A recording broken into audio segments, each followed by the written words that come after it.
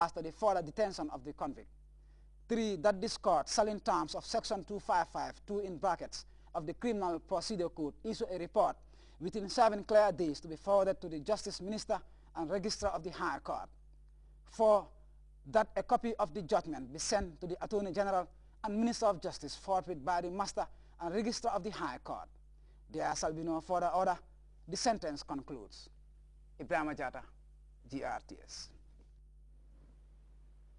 The Minister of Higher Education, Research, Science and Technology, in collaboration with the National Training Authority (NTA), informs the public that His Excellency the President, Sheikh Professor Alhaji Dr. Yahya AJJ Jammeh, will officially lay the foundation stone of the Ndemban Ultra-Modern Skills Center on Friday, February 24, 2012 at 3 p.m. in Fonyi Ndemban, West Coast Region.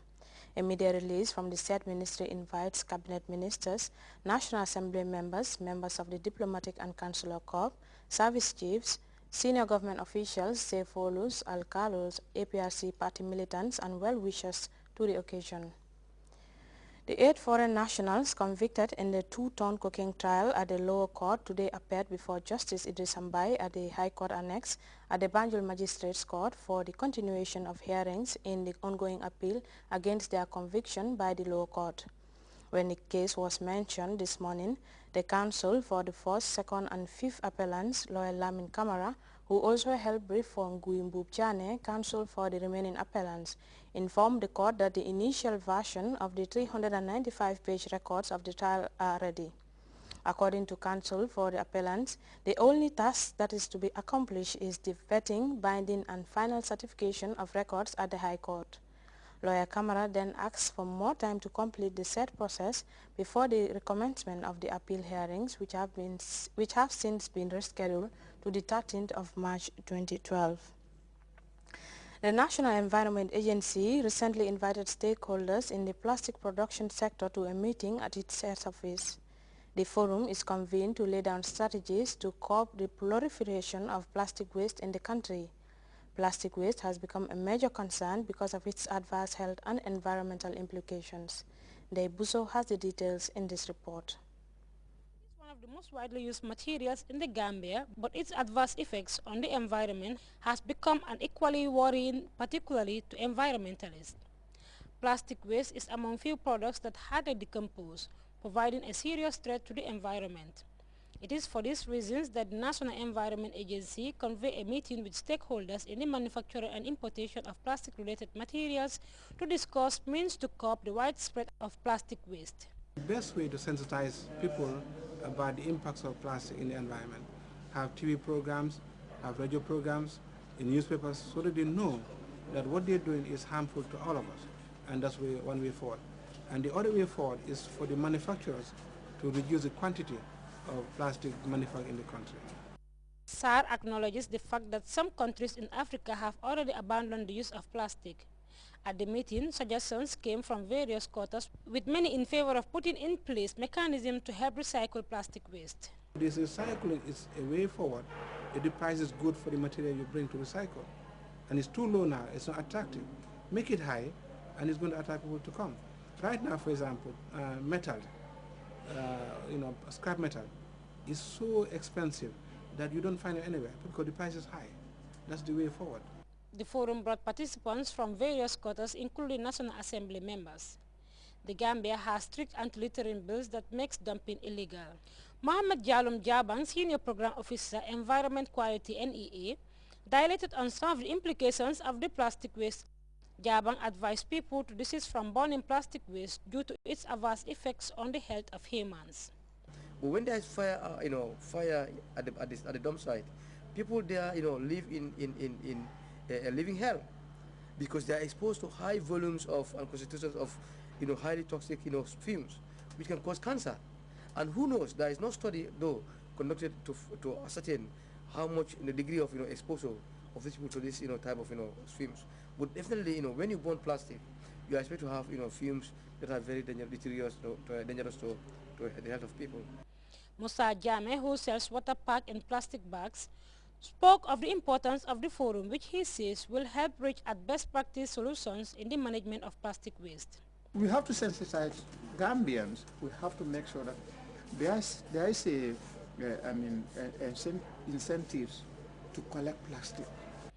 Sheikh Al-Kinki Sanyang stressed the need for attitudinal change towards waste management. The forum is one of the first steps the agency is taking to lay down plans to prevent the spread of plastic waste. But in the drive, a lot more will be needed to convince a country and people that use plastic-related materials on a daily basis. For GRTS News, I am Debusu. And back to our top story, where the Vice President and Women's Affairs Minister, Dr. Aissatou Saidi, and the Health and Social Welfare Minister, Fatim Baji, today took the oath of office before His Excellency the President.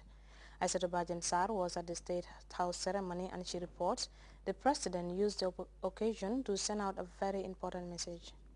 It could be recalled that acting on powers vested in him by the 1997 Constitution of the Republic of the Gambia, His Excellency the President, Sheikh Professor Dr. Alhaji Yahya AGG Jammeh, early this month dissolved his cabinet after being sworn into office for the fourth time. And acting on the same powers, the President reappointed some of the ministers and with new ones joining the ministerial team. Described as the longest-serving Vice President of time, Her Excellency Dr. Aissatou Saidi was among those ministers reappointed by President Jammeh and, as customary, took the oaths of office, secrecy and allegiance. I, Aissatou Saidi, do swear that I will execute the functions of the Office of the Vice President and Minister for Women's Affairs of the Republic of the Gambia without fear or favor, affection or ill will, according to the Constitution of the Republic of the Gambia, so help me God. The Minister for Health and Social Welfare, Fatim Baji, was also on hand to take the same oaths after being reappointed Minister of Health. I, Fatim Baji, do swear that I will execute the functions of the Office of the Minister of Health and Social Welfare of the Republic of the Gambia without fear or favor, affection or ill will, according to the Constitution and other laws of the Gambia. The reappointment into office, according to the Secretary General and Head of the Civil Service, goes to show the trust and confidence the President has in people, and therefore commended the two for earning the President's trust. And let's focus on, the real issue, and that is taking this country to another level with His Excellency's leadership and support and guidance. Let us not take anything for granted, and let us know that it's a family. Look how we are gathered here. And this is great. It's a family. For the Vice President and Minister for Women Affairs, the reappointment into office is not a right, but a challenge that must be taken with commitment and with high esteem. Your Excellency, we know the expectations. I think we realize, those of us who are here today, even those who are not, had served elsewhere, and they know. They were part of government too. And they know the expectations, your expectations, because it's linked to the expectations of the Gambian people. Yes, now we have this opportunity to interact, even at retreat levels, cabinet retreats. And as a result of that, we have come closer together as one family. We have realized that we must all move together. Because if we float together, it's better than allowing others to sink. Vice President Jai Saidi went further to assure President Jammeh of their unflinching loyalty and support in his quest to take the development of the Gambia to higher heights. For President Jammeh, his bandwagon of development welcomes any patriotic and dedicated Gambian who has the welfare of the country and its citizenry at heart. I've never had any wish to appoint anyone that I know I would end up dismissing, because I'll be wasting our time. I'll be slowing down our progress. And so any one of you appointed here, do not go with the impression that, oh, I'm just there for a time. Because if you have that in mind, that you are here for a time, you will not give it your best, and eventually you'll go out. There's no doubt about it. President Jammeh went further to urge his cabinet to always nurture the spirit of unity among themselves, which he believes is a prerequisite to any meaningful development. If you find that you cannot, your heart is not really here, really just resign.